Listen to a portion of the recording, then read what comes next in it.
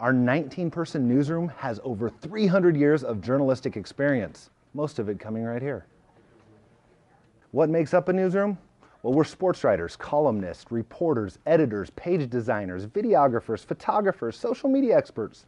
Pretty much any way you want to receive your news, we're going to ship it to you. Connect with us to get your news your way today. Timeout! Hi, and welcome to Timeout. Before we get to the alliteration of Punxsutawney Phil being all wrong, not just the fact that he saw his shadow and went back in, but P and P doesn't work when the PH makes the F sound. Speaking of PH for an F sound, it's pretty fat when you get to the postseason in high school basketball, and we are almost there. Yeah, Battle Creek, what's going on? Battle Creek, about 7 or 8 games ago, lost to Lutheran High Northeast 62-36. Trevor Anderson, the coach, told me we need some requisite leadership from our seniors. He's gotten that. Battle Creek, 8 wins in a row.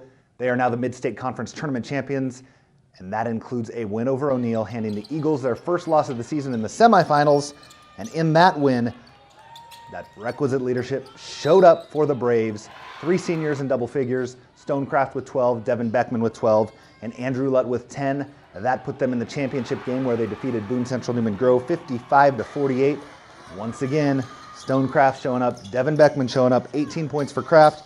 Devin Beckman with 16. Boone Central had battled back to tie the game at 38 going into the fourth quarter, but the Braves pulled away to pick up the win. They're now 15-5 on the year.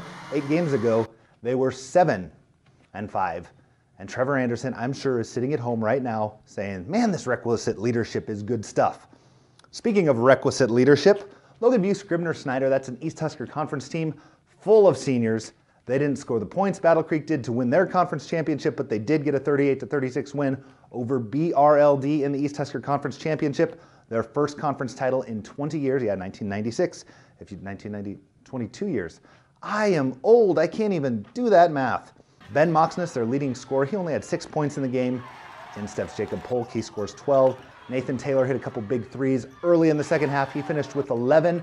Bancroft Rosalie, Lions Decatur Northeast tried to battle back.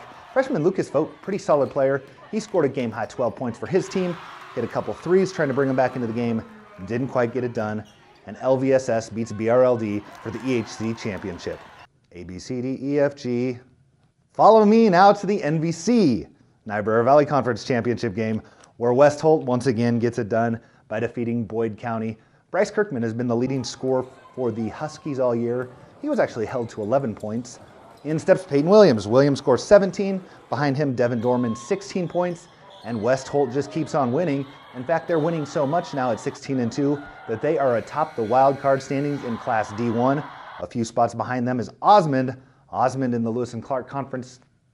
I almost said championship. They're not in the championship because they lost in the semifinals to Winnebago. But despite losing that game, a 15-point loss, they showed a lot about themselves. It was just their second loss of the year. Earlier in the week, they beat Wausau to reach that semifinal. Keaton Timmerman, the sophomore for Osmond, he gets it done, averages a double-double, 20 points, 10 rebounds per game. And he's a big reason that Osmond has had such a great season. Another reason that they've had such a great season is the way they move the basketball. As Coach Todd Schulte told me, the ball don't stop. And when the ball don't stop, Osmond don't lose. Now, while Osmond's not in that Lewis and Clark championship, we will have highlights of that for you next week because it's part 3 of Winnebago and Ponca.